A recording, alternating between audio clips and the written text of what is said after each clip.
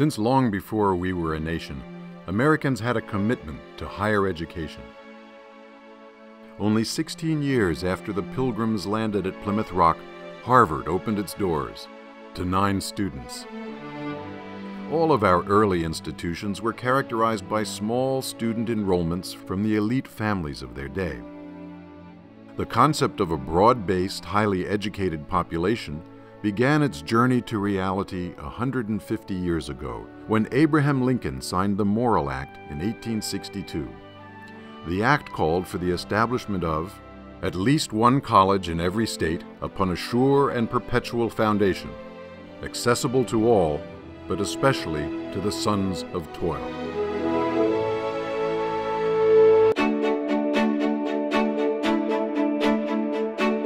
Now, a century and a half later, 100 years after the Industrial Revolution, in a nation of 315 million people, where over half of all new jobs require a college education, the promise of the Morrill Act is more important than ever. The words of Abraham Lincoln when he signed the act are as relevant today as they were then. The dogmas of the quiet past are inadequate to the stormy present. The occasion is piled high with difficulty, and we must rise to the occasion. As our case is new, so we must think anew.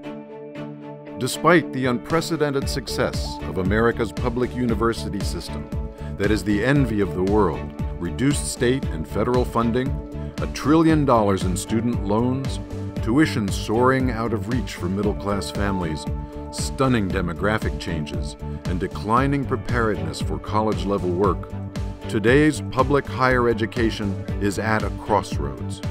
Our old ways of doing business are no longer sustainable, and the promise of the Morrill Act is in peril.